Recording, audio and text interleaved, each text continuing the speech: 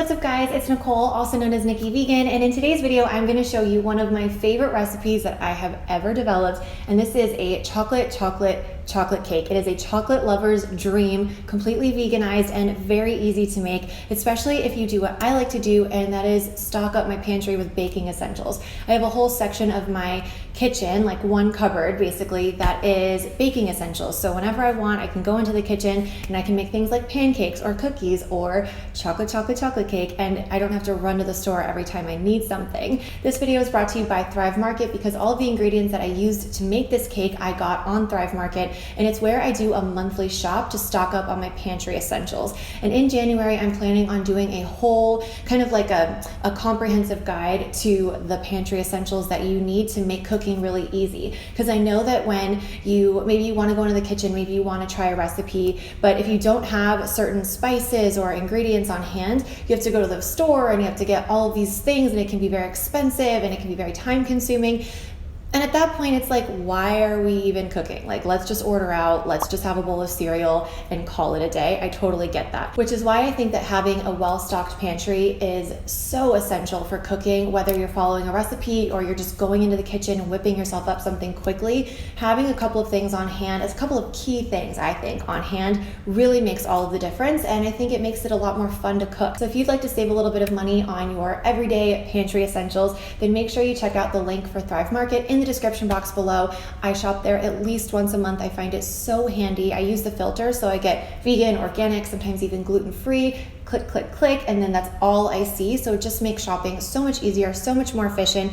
And another thing that's really helpful is that all of the past orders that I've had are filed under my account. So I don't have to think like, what was that brand of vegan chocolate chips that I liked? Or, what was that coconut oil that I really liked, or whatever. It's all there. And I just click repurchase and it goes right into my cart. It just simplifies everything. And if you haven't noticed from this intro, simple equals more enjoyable cooking. So that is what I try to do every step of the way. I try to eliminate obstacles so that it is fun and enjoyable to cook myself healthy meals, or like in this case, a really delicious decadent chocolate cake. So with all of that said, let's get started.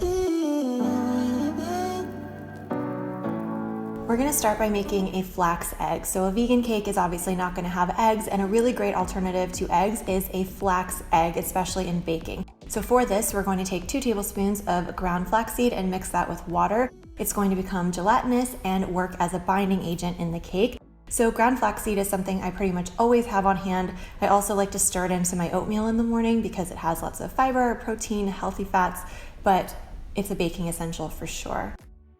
While that is setting up, I'm going to go ahead and mix the dry ingredients, and for this I'm going to need flour and cacao powder.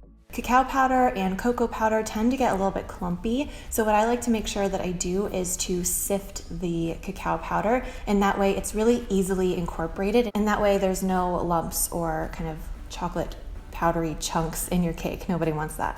Then I'm going to add some baking powder, baking soda, and some salt and stir to combine. Then I'm going to take some melted coconut oil, almond milk, and a vanilla extract. I'm going to add the flax egg and mix this very well. Then I'm going to add the dry ingredients to the wet ingredients. I like to do this in 2 batches. And you'll see it's very thick at first, but we're going to add 1 cup of boiling hot water. The boiling hot water is going to obviously thin out the mixture, but it's also going to bloom the cacao powder, which means it's going to really bring it to life, bring out all of those delicious chocolate flavors, and it is kind of a game changer in this recipe. So boiling hot water is key.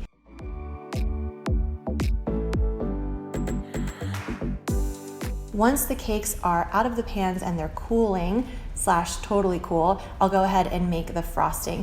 First step is to mix together some vegan chocolate chips. Of course, I get mine on Thrive Market, and I mix that with a little bit of vegetable or coconut oil, and that way you get this silky smooth, delicious chocolate. FYI, this is also really great on ice cream, really anything, pancakes, so good. But what I do is I add all but 2 tablespoons of that to a mixing bowl along with some powdered sugar, coconut cream, and almond milk. And the result is this perfect chocolate frosting. You'll see right now it is a little bit soft, but when you put it in the refrigerator, it thickens up and it becomes just classic chocolate frosting. It is so good. I could eat it by the spoonful. And one of the reasons that I like to reserve a little bit of the melted chocolate is so that I can drizzle it on top. I think it gives a beautiful effect, especially if you add a few more chocolate chips on top as well. Now, this at room temperature is delicious. Even warm with vanilla ice cream is a way that my family had it throughout the holidays. I've made quite a few of these while I was recipe testing, and my mom preferred to have it warm with ice cream. I actually really like it when it's cold and everything is chilled. So you can see it even looks different. Like this is the room temperature one, so the frosting is a little bit thinner, and then this one is the chilled one where the frosting is really thick and delicious. And oh, this is so good. I cannot wait for you to try it. I hope you guys enjoyed this video. If you did, please give it a thumbs up. And if you want to see a specific type of video on my channel, like more what I eat in a day videos or more of my Make This Tonight series or more grocery hauls, let me know in the comments. The link for Thrive Market is in the description box below, as well as the full recipe and a link to my Instagram. So if you make this chocolate cake at home, snap a picture and tag me on Instagram so I can give you a shout out on my stories. I hope you guys have a wonderful New Year's, and I will see you guys in a video very soon. Bye.